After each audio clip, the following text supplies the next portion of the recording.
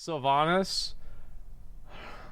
She's hot, so we'll watch it, okay? That's the only reason we're gonna watch it, is because I think that she's hot. That's literally the only reason. Okay, what is this? The true story of Sylvanas. Sylvanas is the middle sister of Valeria and Varisa Windrunner, who are nowhere near as hot as she is, and she That's right. also had a brother named Lirath that nobody has ever heard of and nobody cares about. The fuck, really? One day, after giving up her bikini modeling career, Sylvanas decided to join the Rangers and eventually became the Ranger General of Silvermoon, Oh, wow. which was quite an accomplishment. Bravo. However, a lot of people weren't happy with Sylvanas because now that she was the general and could do whatever she wanted, she pretty much would sneak off into Lordaeron whenever she could to bang human men, her favorite being a dude named Nathanos. Pissed off by her interracial poon obsession, many of her fellow elves criticized her, but Sylvanas told them to shut up, and they did. Years later, Sylvanas and friends met a happy little fella named Arthas who wanted to destroy the entire High Elf Kingdom and use their precious magical swimming pool to bring Nosferatu back to life. Sylvanas tried to stop Arthas from destroying literally everything, but she failed because Arthas was just too fucking awesome to be defeated. Not fucking Malfurion level awesome, but he was still pretty awesome. Let's just clarify that. So she died, but because Arthas had always had a thing for high elf booty since he was a kid, he brought Sylvanas back to life as a scary ghost. Sylvanas hated him for this, but she sorta had a bit of a Stockholm Syndrome thing going on because she started to really fall for the undead Prince of Lordaeron and became obsessed with him. Sometime later, after watching her entire country burn, her people die, and everything she ever loved be destroyed, Sylvanas found herself free from the Lich King's control. Not knowing what really to do, Sylvanas decided to try to use a paralyzing arrow on Arthas so that she could steal him away and drag him into a secret poon dungeon with all of her scary banshee friends. The plan failed, however, because Nosferatu showed up suddenly, and he told Sylvanas to go away, and that Arthas was his boy toy and not hers. This made her very angry and really jealous. Sylvanas then ran off and cried for a little while. She took out her anger on a bunch of humans and dreadlords, and then she realized that there were a bunch of other undead like her that had regained their sanity and control of themselves. Hating Arthas, and yet loving him secretly, Sylvanas rallied these forsaken undead together and gave them the totally original name of the Forsaken. Wow! Realizing she would need help, though, with defending her new lands and ultimately capturing Arthas for some fun time. Yeah, she decided to sign a deal with a magic talking green pickle, an oversized Jamaican smurf, and a talking cow to be allies with her. Nice.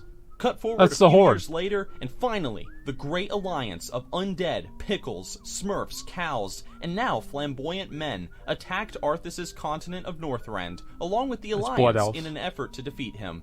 A great war ensued, lots of people died, Sylvanas didn't care, and ultimately, Arthas was killed before she could reach him. Saddened that she never got to see Arthas' Frostmourne, if you know what I mean, Sylvanas decided to kill herself like an emo bitch. But suddenly, a bunch of magical talking angels appeared, brought her back to life, and they became friends. I don't remember for some reason. Sometime later, with nothing else to do, Sylvanas and her Forsaken waged a big ol' war against a bunch of werewolves who lived nearby. We did this, look. They helped beat up the innocent child named Garrosh, who had done nothing wrong, by the way. Didn't do nothing. And all the while, Sylvanas lamented over Arthas, hating him still, but desiring him nonetheless. So, overcome with longing and grief, and in just desperation, Sylvanas decided to return to that guy I mentioned earlier in the video named Nathanos, and they started doing some kind of, they started doing some crazy necrophilia poon time down in the darkest halls of the Undercity behind everyone's backs. I like it. Over on the other side of the world, however, the Jamaican Smurf becomes the leader of the Horde for pretty much 2 seconds, and then he dies, and then for some reason, in his dying breath, he makes Sylvanas the war chief of the Horde, which leaves everybody confused as to why. But Sylvanas doesn't really have time to realize that the Smurf clearly had a thing for her all along and was jealous of her love for Arthas because a bunch of evil bad guys are attacking the world. Sylvanas leads the horde against the big bad demons, she makes a deal with a giant tentacle fish lady for a magic lantern, and then she uses that magical spook lantern to scare a giant angel lady who can create more angel ladies for Sylvanas to be friends with.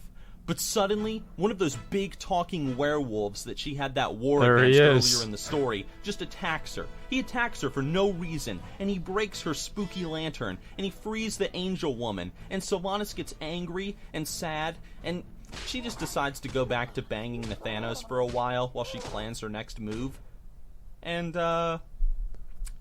yep, that's pretty much it.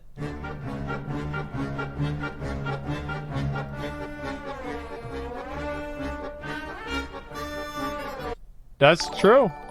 That's actually true. That's what happened. So see, like Sylvanas, she never tried to fuck Arthas, right? I mean, that didn't happen. Like, I'm pretty sure that that was never a thing, right?